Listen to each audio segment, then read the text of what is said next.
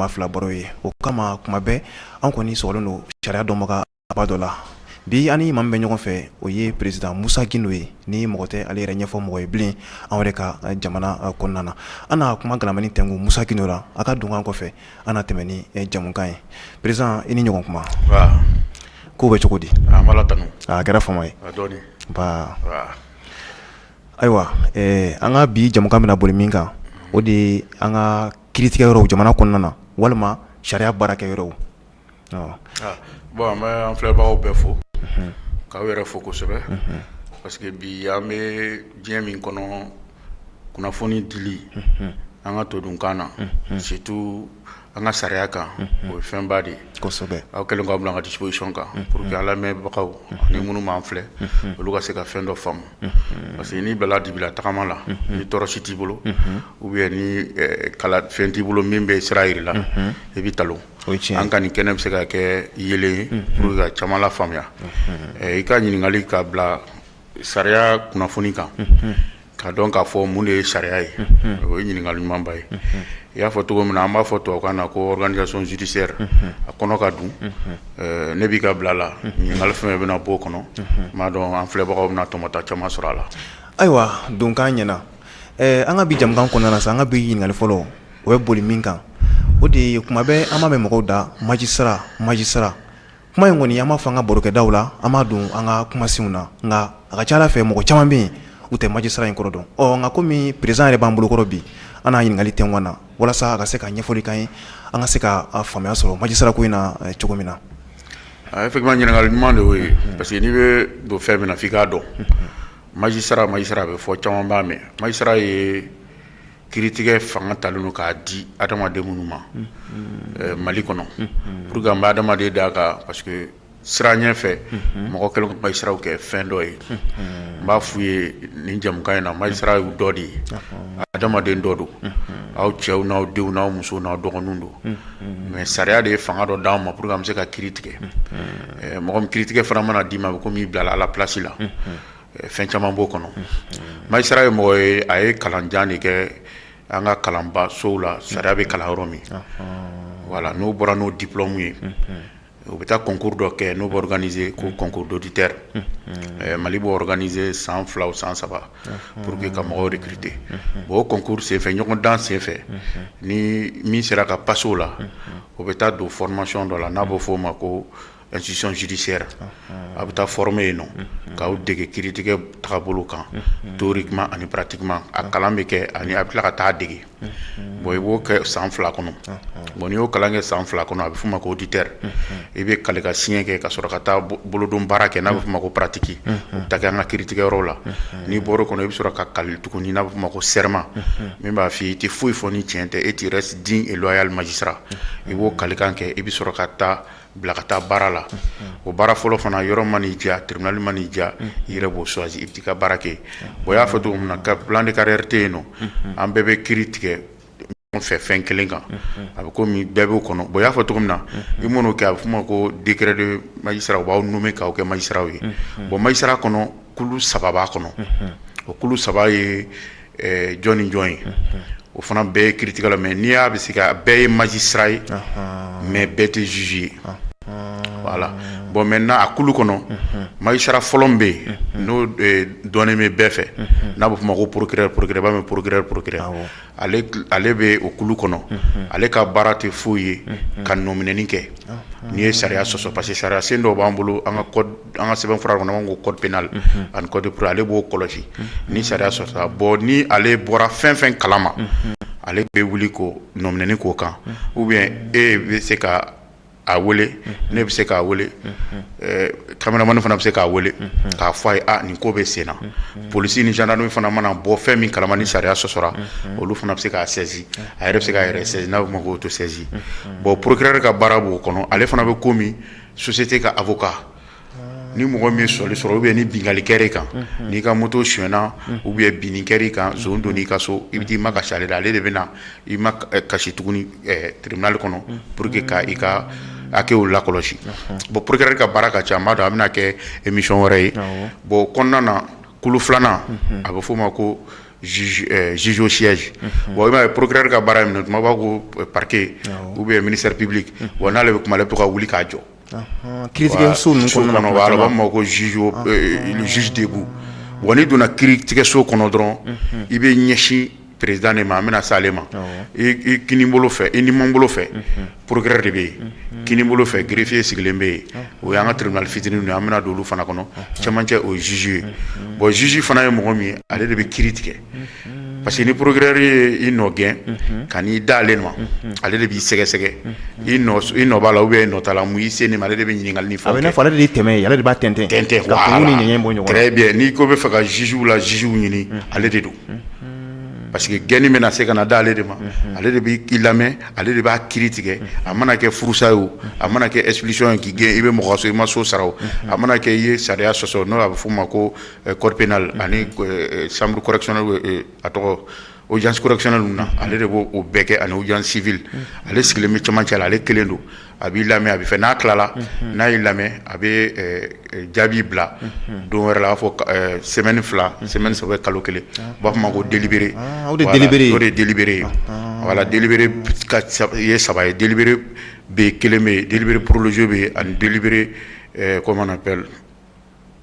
rabat délibéré o saba bɛ an bɛ tila ka don olu kɔnɔ o ye juge filanan ye bon juge sabanan a bɛ f'o ma ko juge d'instruction juge d'instruction voilà n'an bɛ nin kuma in mɛn ka caya dɛ très bien i t'ale ye ka caya wa ale tɛ an ka finifinma in don ale t'o don ale bɛ a ka kiiritigɛ a ka bureau kɔnɔ a n'a ka greffier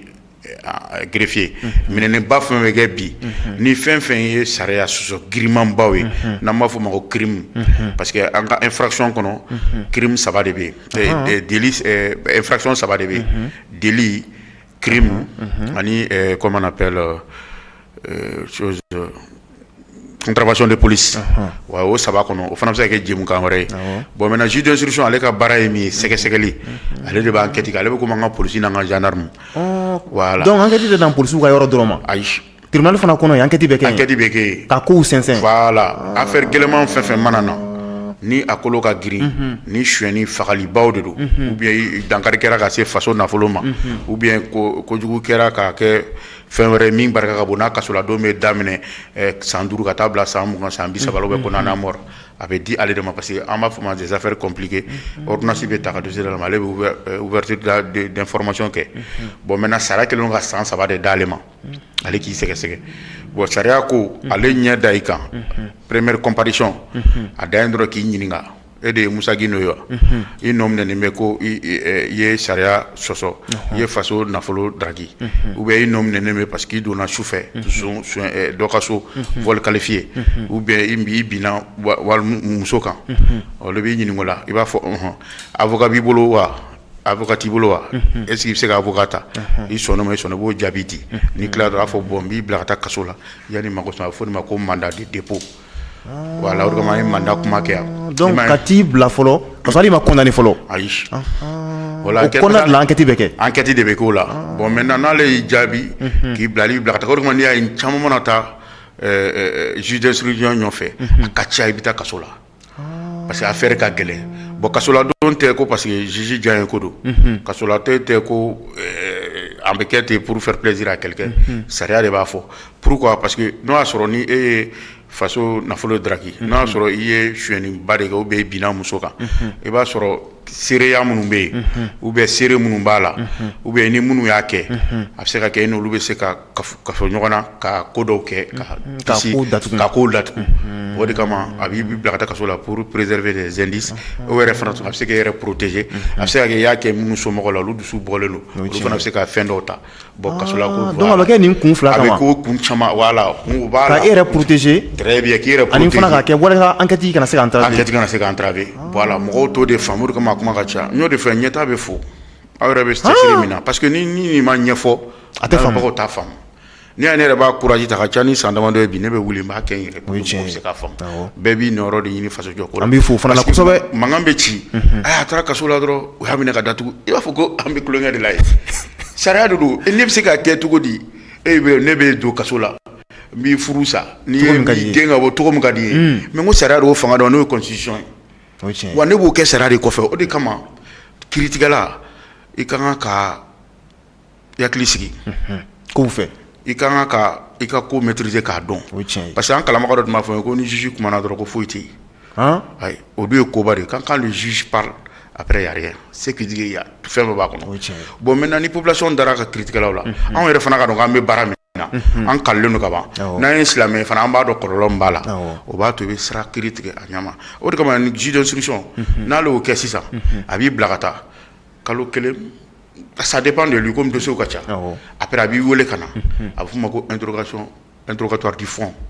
ou bien interrogatoire d'enquête o ye sɛgɛsɛgɛli wɛrɛ ye tuguni sɛgɛsɛgɛli ye voilà a y'i dɔn ka ban i y'a fɔ a ye ko i bɛ se ka avocat ta ou bien i tɛ se a y'i bila ka taa kaso la après a b'i labɔ ka na wa karisa i nɔ minɛ nin min na bi i bɛ se ka kuma i bɛ se k'a ɲɛfɔ voilà donc i ka weleli filanan de la voilà i bɛ bila i ka kuma très bien i yɛrɛ ka lahaliyaw kan très bien interrogatoire de fond de y'o ye ou bien interrogatoire d'enquête bon n'i y'o bɛɛ fɔ ka ban tɔgɔ dɔw bɛ se ka bɔ a kɔnɔ n'olu bɔra a kɔnɔ n'a bɛ juge intéressé a b'olu wele voilà ou bien dɔw bɛ se ka wele ko témoignage a bɛ se k'olu fana wele bon juge d'instruction ka baara de y'o ye fo ka taa ban ni a dɛsɛra n'a fɛgɛyara a bɛ se ka fɛn dɔ ta ko ordonnance de carence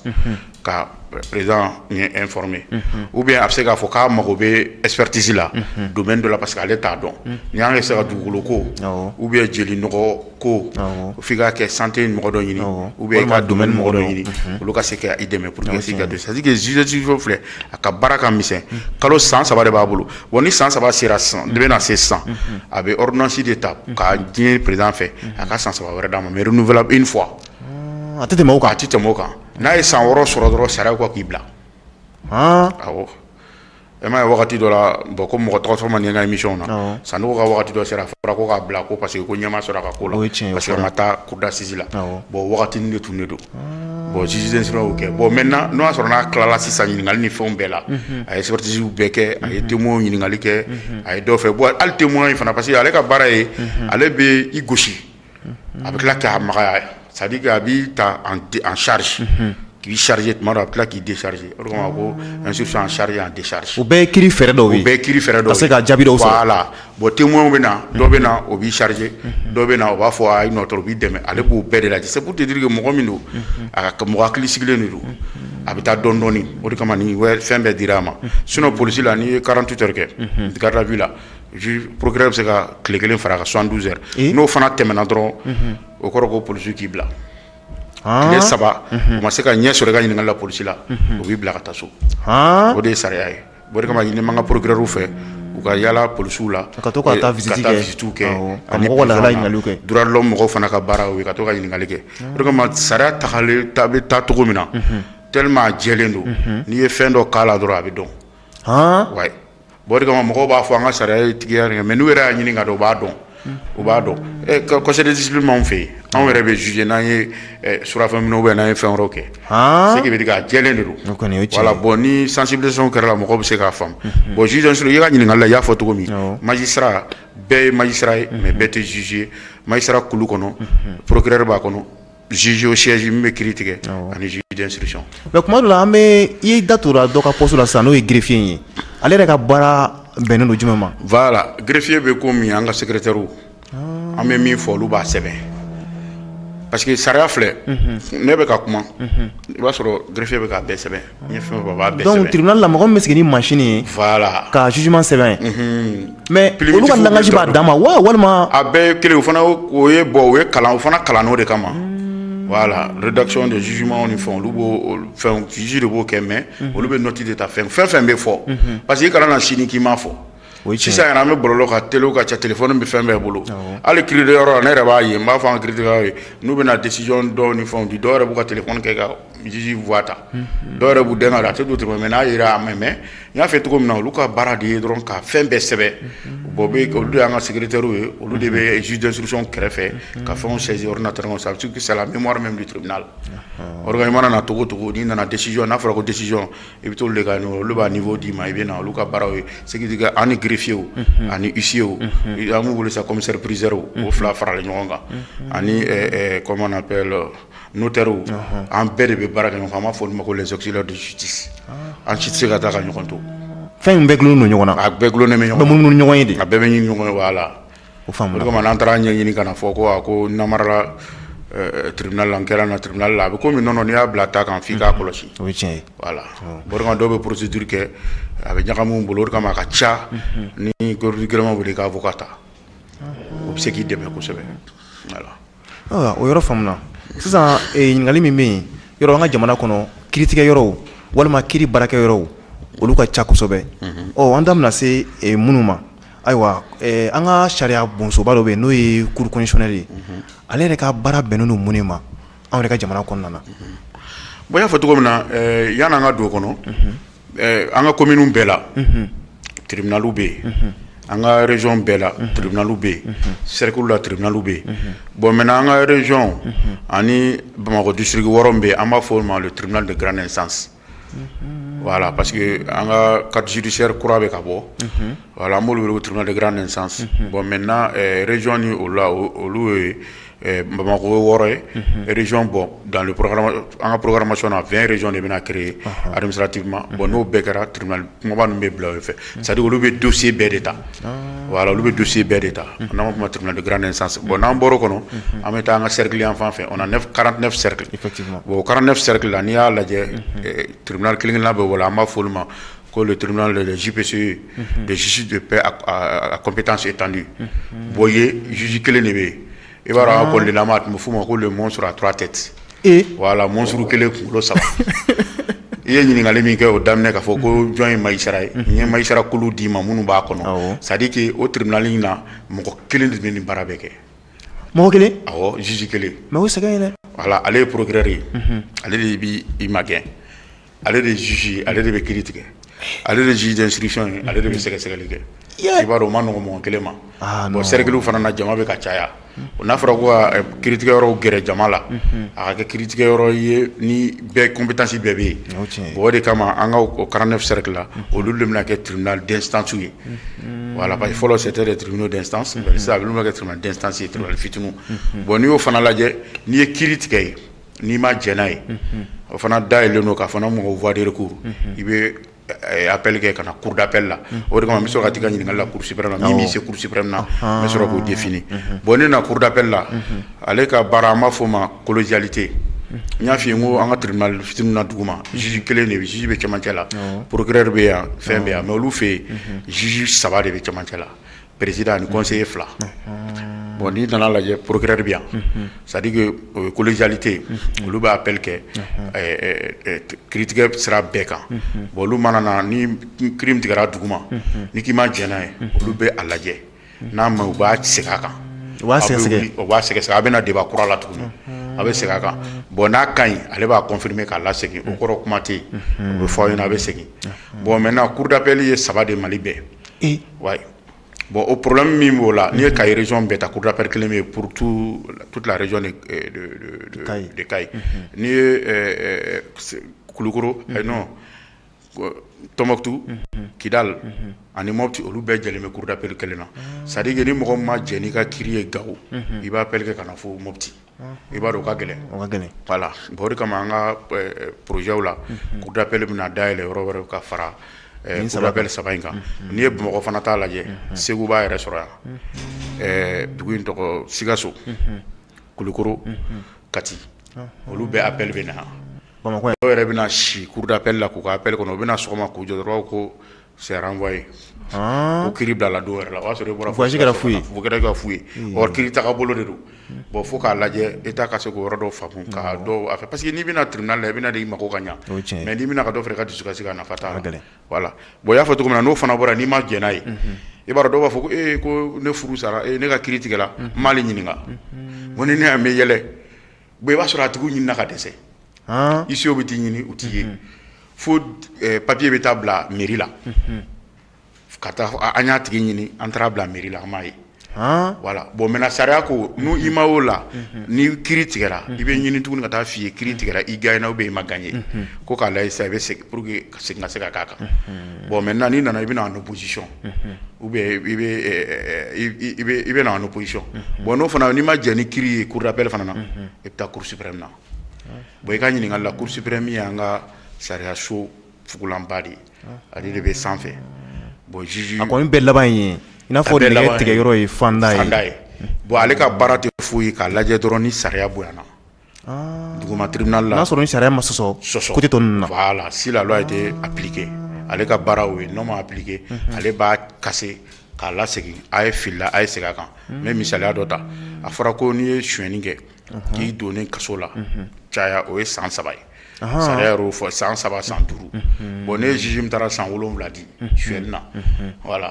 n'o tera appel la ka taa fɔ cour suprême na cour suprême b'a kase k'a lasegin parce que sariya ma bonya min fɔlen b'an ka sariya sen kɔrɔ a fɔra i mɛnni kaso la a kana tɛmɛ san 5 kan voilà donc a ti n'a fɔ cour suprême bɛ affaire walanga tuguni ka segin a kan mais olu bɛ lajɛli kɛ sariyakisɛw de la très bien voilà bi fana a bɛ fɔ ma tuguni n'i ma jɔ n'o ma i bɛ se ka taa en révision u ka sariya lajɛ n'a ma ɲɛ ka segin parce que cour suprême filɛ chambre 3 bɛ yen chambre 2 bɛ yen n'a chambre d'accusation ani chambre administrative ani section quoi section judiciaire ani section administrative ka fara section de compte kan voilà bon juge espérance de bɛ yen an ka fɛnw fana bɛ a tɔgɔ an ka conseil conseil supérieur de la magistrature u b'o fana kɔnɔ pour que ka fɛ bon juge yɛrɛ ka fanga ye o conseil supérieur de la magistrature de qui veille sur les carrières des magistrats et donne son avis sur toute question concernant l'indépendance de la magistrature parce que fɛn fɛn bɛ administrateur olu de b'o fɛnw datigɛ bon cour suprême fana filɛ ni a bɛ ko arbitre voilà parce que n'a fɔra ko juge bɛ yen sariyaw bɛ yen a y'i ɲɛ tugu k'i b'a ka sariya tigɛ a bɛ f'o ma ko déni de justice juge kan ka sanctionner o la bon olu fana bɛ yan olu de kama i m'a ye mankanw bɛ ka ci k'a fɔ ko cour d'assises wa komi an bɛ tila ka don olu fana kɔnɔ ka tila k'a fɔ tuguni ko haute cour de la justice o bɛ a tɛ a mankanw cayara bon n'a o fɛn ninnu kɛra sariya dɔ bɛ fɛn dɔw olu ma pour que olu ka se ka prononcer a kan voilà bon critique bɛ kɛ wagati bɛɛ b'a fɔ tribunal tɔw i y'a fɔ cogo min na bon n'i y'a fɔ ko pouvoir judiciaire le pouvoir judiciaire est exercé par la cour suprême ne yɛrɛ kelen magistrat o pouvoir tɛ pouvoir min bɛ ka kiiri tigɛ voilà mais pouvoir judiciaire c'est exercé au niveau de la cour suprême voilà bon yen fana tuguni mi ministère comme indépendance b'a la le ministère de la justice parce que le parquet n'a fɔ procureur c'est le parquet qui est réassisé indivisible ça veut dire quoi ko chef b'u la a bɛ se ka wuli ka kuma i ka papier kan ou bien k'i orienter ou bien n'i ye fɛn min kɛ a bɛ se k'a da don a la bon n'i y'o lajɛ ka chef ba au ministère de la justice ye bon le ministère de la justice fana bɛ fɛ ka instruction kɛ dans le domaine judiciaire a bɛ tɛmɛ procureur général de fɛ bon olu procureur bɛ wele ko procureur généraux ou bien avocats généraux bon maintenant duguma tribunal la fɔ procureur de la république voilà bon olu ka danga a bɛ f'o ma ko substitut bon n'i y'a mɛn ko avocat général o bɛ kɛ cour d'appel ani cour suprême de la voilà ayiwa o kɔrɔfɔw faamuna kosɛbɛ kumaw kɔnɔna na kuma caman an b'a ye k'a fɔ magistrat ninnu u tilalen don kulu 2 ye SAMU ani SILIMA SAMU yɛrɛ ye kulu jumɛn ye olu ka baara ye mun ye SILIMA fana kulu jumɛn don u ka baara ye mun de ye nin fana ɲininkali ma parce que i y'a fɔ i b'a dɔn jɛkulu bɛ yen diɲɛ na ni baarakɛyɔrɔ ni fɛnw solanubagaw b'aw la n'an b'a fɔ o ma ko syndicat sinon fɛn wɛrɛ tɛ syndicats de don bon dans l'histoire même de la magistrature au Mali syndicat fɔlɔ o tun ye SAM de n'an b'a fɔ o ma ko syndicat autonome de la magistrature SAM de définition ye syndicat autonome de la magistrature o faamuna an ka syndicat de y'o ye bon maintenant o dulu y'a daminɛ la première marche dugu in na vers 1960 ka yɛlɛ ka na fɔ 68 la magistrats marchera u ye Europe dun ka marcher pour demander des conditions bon SAM de y'o kɛ an b'a fɔ o ma c'est le syndicat historique ne yɛrɛ ye o mɔgɔ dɔ ye voilà ministre min bɛ bi n'a Kasoge ale de tun ye président ye bon comme a kɛra ministre ye a falenna ka procureur commune 2 Burama Kariba Konate n bɛ profiter a ka antenne fɛ k'a fɔ n'ale de commune 2 fɛn ale de ye président ye bon anw nana ka na kɛ wagati la bon diɲɛ fɛn fɛn bɛna furufuru bɛ ko bɛ k'a la bon dɔw nana wagati dɔ la ko syndicat kelen ma ɲɛ olu bɛ t'u ka syndicat créer et c'est du droit aussi o de kama fɛn fana wolola en 97 SILIMA n'an b'a fɔ o ma ko syndicat libre de la magistrature mais a bɛɛ ye magistrat ye bamananw ka kuma don ko ji min ji foro a bɛɛ laban in kɔnɔ ye voilà n'aw kɛra 2 ye ni a bɛ kɛ fɛn demandé a bɛ di magistrats de ma voilà o de ye syndicat historique ka fɛn o syndicat 2 de bon an nana ye fana n'an bɛ baara kɛ an ka baara kɛ ɲɔgɔn fɛ o de kama an bɛ fɛn fɛn kɛ an ma kɛ ɲɔgɔn fɛ mais syndicat 2 de don n'an b'a fɔ o ma ko unité d'action donc a bɛ n'a fɔ filaninw ba ka na voilà jɛgɛ bɔra an bɛ taa jɔ kɔnɔ an bɛ taa ɲɔgɔn fɛ a bɛ kɛ n baarakɛ ɲɔgɔn dɔ bɛ yen a b'a ma i ka Renouveau TV kan a ɲininkala ko mun na ko an fila bɛ baara kɛ ɲɔgɔn fɛ Sam ni Silima ko idée nana anw de la an sifinw nana fɛn na ko problème ye ale ne ye promotion kelen ne bɛ syndicat dɔ in na ale bɛ syndicat dɔ na an bɛɛ mɛnɛ wara ka den ce qui veut dire que an ye ɲɔgɔn sɔrɔ n'an ye ɲɔgɔn sɔrɔ wɛrɛ an bɛ an tigɛ di ɲɔgɔn ma bon o de fana adamadenya y'o de bon o nana kɛ syndicat filaw dira ɲɔgɔn parce que sifin caman b'a kɔnɔ anw bɛ ɲɔgɔn dɔn an bɛ fɛn caman kɛ ɲɔgɔn an bolo di ɲɔgɔn ma parce que n'a bɛ objectif kelen de ɲini o ye ka ji in de min i mana kɛ cogo cogo n'i y'a foro n'i y'a min a bɛɛ ye kelen o de kama fo ka kuntilenna kelen fɔ pour que a bɛ se ka bɛn cogo min na o fanga de b'an na bi an ye grève caman kɛ dans l'histoire an ka grève laban kɛra 100 jours ye voilà an ye tile 100 kɛ grève la bon k'an ka nisɔndiya jira wa population sɛgɛnna la parce que foyi tɛ se ka kɛ tribunal kɔ bi papier misɛnnin fɛn bɛ taa parce que ala waati a bɛnna ni concours dɔ ye très bien papier ko dɔw tun b'a la caman bloqué an seginna an kɔ à son temps le président de la république ale idée sɔrɔ a ko ko ka an ka don loi dɔ bɛ ta i n'a fɔ loi de programmation dans le secteur de la justice bon an tun ye infrastructure fɔ ka cour d'appel création fɔ ka na ni nɔgɔya caman ye pour que mɔgɔ bɛ se ka accès sɔrɔ tribunal la cogo min voilà donc tribunal kana kɛ fɛn da tuguni voilà a ka dayɛlɛ a kɔnɔ fɛn ka faamu bɛɛ ye bɛɛ ka se ka don condition ka kɛ n'i taara an ka tribunal la i bɛ to mɔgɔ sɔrɔ bɛ fifali la ventilo man ɲi climatiseur tɛ salle kɔnɔ moto de jɔlen bɛ salle kɔnɔ comme selew ka fɛn n'i yɛrɛ taara i bɛ n'a ye a bɛ se ka enquête k'o kan condition foyi t'an ka tribunal bɛɛ bɛ se ka don hali bɛ se ka t'i ka bureau dayɛlɛ ka juge kan bisi ka bɔ ayi ka sécurité tɛ yen sécurité juge bolo mais ayi sécurité a sécurité tɛ yen gendarme sigilen bɛ da la kɛ mais bureau kɔnɔ u t'an ka bureau da la kelen kelen o c'est vrai parce que mɔgɔw bɛ se ka don ka taa kojugu kɛ ka bɔ mɔgɔ tɛ bɔ a kalama i b'a dɔn i tɛ tila n'i ma taa charge kɛ polisiso ni gendarmerie ni kaso la an taara kaso la ka taa fɛn kɛ mais kaso la don tun bɛ k'an bolo yira ne ka juge filɛ ne ye san 3 di yan ne ka juge filɛ ne ye san 1 di yan o kɔrɔ n'a ni bɛnna yɔrɔ wɛrɛ la i yɛrɛ a bɛ se ka ko dɔ kɛ a banna ye voilà a fɔ nin yɔrɔ ka filɛ kosɛbɛ juge dɔ ko juge sara ka ca nin bɛɛ ye juge bɛ ta nin bɛɛ bɛ se ka vérifier minnu sara calen don o dɔnnen don an ye 100 jours de grève nin kan ko ka wara n'i taara so région na juge denmisɛnnin b'a daminɛ i b'a sɔrɔ min b'a bolo a bɛ 1,2 ni 600,000 bɔ daminɛ yɛrɛ la daminɛ la an t'olu kilancɛ olu wasalen don dɛ voilà an mana wuli ko corruption ne t'a dɔn corruption yɛrɛ bɛ se ka kɛ cogo di k'a fɔ k'i taara juge kɔrɔ hali m'i wele e de nana ka na wara d'a ma mais juge kɔni k'a fɔ fantan filɛ faama filɛ ne b'a fɔ a ka fɛn dɔ di yan n b'a a minɛ ka di fantan ma o kɔni i bɔra jugeya la ayi i kunna e tɛ juge ye o c'est fini parce que a fɔra cogo min na i m'a kɛ e kalela ko tu restes digne et loyal i tɛ fantanta tragédie fana i bɛ kiiri tigɛ en âme et en conscience i y'o kale kɛ i tilala ko i ye silamɛ ye i bɛ la ilaha illa fɔ ne sera ka nin kɛ e t'a kɔnɔ o ye tiɲɛ ye aw jɔlen de don voilà ayiwa o ɲininkali faamuna kosɛbɛ nka kuma caman an bɛ cour constitutionnelle kunkan mɛn a fɔ cour constitutionnelle o yɛrɛ sigilen don mun de kan oui cour constitutionnelle fana ye juge de kɛlen bɛ ka o composer o ye mɔgɔ 9 ye mɔgɔ 9 président bɛ 3 di assemblée bɛ 3 di conseil supérieur de la magistrature bɛ 3 di bon o y'a ye ni an bɛ régime normal ni fɛnw na bon sisan conseil dɔ kɔni bɛ yen olu sigira bon o bilala o kɔnɔ olu ka baara ye dɔrɔn k'a lajɛ ni élection n'an b'a fɔ o ma ɲɔgɔn danw ni fɛnw président sigi ani député sigi olu b'a lajɛ ni sariya sɔsɔra olu b'o baara kɛ o b'a lajɛ tuguni ni sariya minnu fana qui sont pas anticonstitutionnels min n'an ka constitution ta min t'an ka sigi tɛ ta olu b'olu fana analyse ni fɛnw kɛ a ko mun na an bɛ sariya ta sisan k'a fɔ arajo baarakɛla bɛɛ kan ka nin fɛn a bɛ lajɛ o sariya kɔnɔ arajobalaw kan ka kɛ est ce que a tɛ dan siri an ka sariya soba la n'a bɛ f'o ma ko constitution o b'o fana contrôle kɛ u ka baara ka bon u ka mandat ye san 7 ye renouvelable une fois voilà bon mɔgɔ wɛrɛ bɛ se ka don a la professeur de droit mɔgɔ min bɛ sariya fɛ mais a fɔli tɛ ko magistrat donc fo i ka kɛ sariya dɔnna de i tɛ don a la ko n bɛ politique tɔn na walima n cɛ ka ɲi voilà f'i ka sariya parce que sariya kuma fɔra n'i donna politique kɔnɔ kɔni i bɛ ye quoi ale bɛ sɔnge kɔrɔ voilà a ka kɛ cour constitutionnelle ɲuman parce que ale filɛ a bɛ se ka fɛn bɛɛ dilan n'a y'a ka baara kɛ ka ɲɛ i y'a ye ko caman kɛra nɔ cour constitutionnelle ka fɛnw na hali an ka dugu kɛrɛfɛ dugu la i y'a fɔ to i ka ɲininkali la an ka structure dɔ don ni a kan ka bonya n'a kan ka fɛn juge minnu fana bɛ yen expérience b'u la mari b'u ka baara dɔn avocat yɛrɛ fana b'a la ayiwa monsieur Gindo ka kɛɲɛ ni wagati kurunin ye an na dan sigi bi jamukan na nka siɲɛ wɛrɛ ni Ala sɔnna ma an da kan ka se fɛn caman ma halisa walasa min ye faamuya ye k'o sinsin sariya ko kɔnɔna na ayiwa i ka kuma laban. Bon ka kuma laban dɔrɔn n b'a fɔ n ko sariya fɛn fana tribunal fila de bɛ yen, tribunal administratif ani tribunal judiciaire. Bon tribunal spécial bɛ yen, travail bɛ yen, comment on appelle, enfant travail tribunal pour enfant bɛ yen, tribunal militaire fana bɛ yen ani tribunal de commerce. N bɛ aw fo k'an lamɛnbagaw bɛɛ fo Ala k'an bɛn a ɲɔgɔn wɛrɛ ma. Salamu aleykum.